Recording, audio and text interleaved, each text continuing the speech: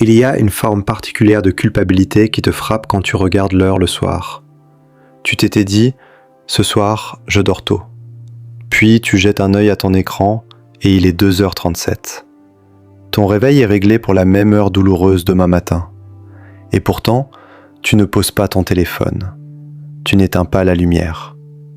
Les gens plaisantent en disant que tu es accro à ton téléphone ou qu'il suffit juste d'aller te coucher plus tôt. Mais si c'était aussi simple, tu ne serais pas en train de regarder ça à une heure ridicule, n'est-ce pas?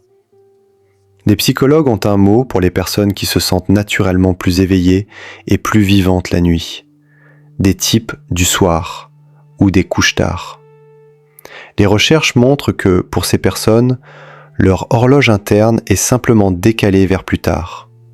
Elles ont sommeil plus tard, se réveillent plus tard, et leur pic de concentration et d'énergie arrive souvent en fin. D'après-midi ou en soirée, pas à 9h du matin comme tout le monde le voudrait. Alors, quand le monde commence à se calmer, leur cerveau, lui, se met à peine en route. Pour beaucoup de couche-tard, la nuit ne ressemble pas à du temps en plus. Elle ressemble au seul moment qui leur appartient vraiment. Dans la journée, tu réponds à des messages, tu vas en cours, tu gères la famille, le travail, le bruit, la pression. La nuit, les notifications finissent enfin par ralentir. Le monde devient silencieux. Ce silence crée une bulle dans laquelle tu peux enfin penser tes propres pensées sans être interrompu. Beaucoup de couche-tard disent qu'ils se sentent plus créatifs et plus concentrés à ces heures-là.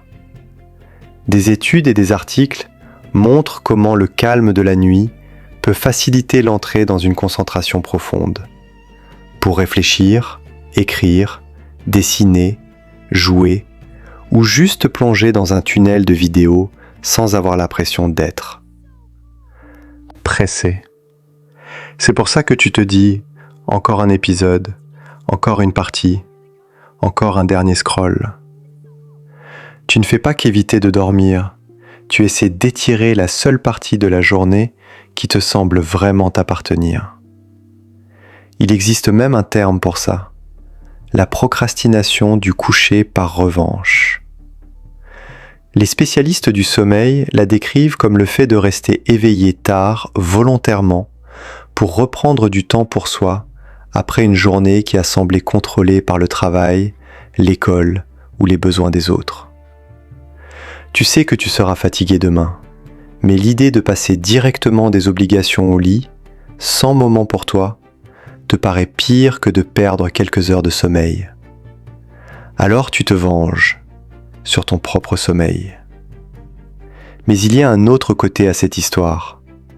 Les études sur les chronotypes du soir montrent que les couche-tard sont plus susceptibles de vivre des choses comme l'anxiété, une humeur basse et une sorte de décalage horaire social. Ce décalage constant entre le moment où ton corps voudrait dormir et l'heure à laquelle ton réveil sonne vraiment. Et ça, tu le ressens probablement dans ta propre vie. Les matinées dans le brouillard, la promesse que tu vas remettre ton sommeil en ordre cette semaine, les séances de rumination tard dans la nuit, où chaque petit problème semble soudain 10 fois plus lourd. Beaucoup de gens en ligne décrivent exactement ce schéma. La journée appartient aux autres, la nuit leur appartient à eux, et leur esprit ne commence à traiter leurs émotions qu'au moment où ils devraient déjà dormir. Plus ils utilisent la nuit pour fuir, plus ils se sentent épuisés et décalés le lendemain. Et plus ils se sentent décalés, plus la nuit ressemble à un refuge secret. Voici ce qui est important.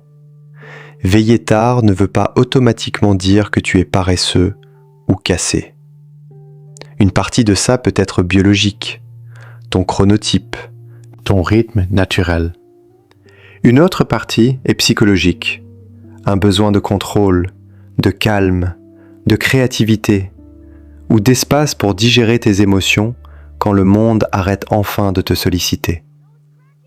Mais cette habitude, qui protège ta santé mentale à sa façon, peut aussi abîmer doucement ton corps et ton humeur si elle prend trop de place. Il ne s'agit pas de te forcer à devenir une personne qui se lève tous les jours à 5 heures pour gagner la journée.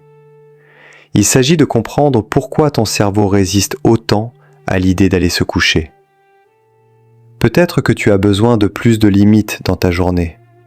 Peut-être que tu as besoin de petites poches de repos avant minuit pour ne pas avoir l'impression que la nuit est ton seul échappatoire.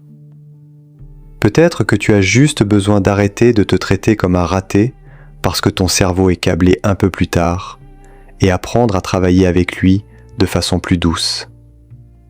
Donc si tu es quelqu'un qui se couche toujours tard, tu n'es pas seul. Et tu n'es pas bizarre parce que tu te sens plus vivant quand tout le monde dort. Ton esprit a probablement trouvé sa propre façon de se fabriquer un peu de liberté dans une vie bien remplie. Maintenant, pose-toi la question. Pourquoi est-ce que toi, tu veilles tard ? Pour le travail, les jeux, la rumination, la créativité ? Ou juste pour repousser un peu l'arrivée de demain ?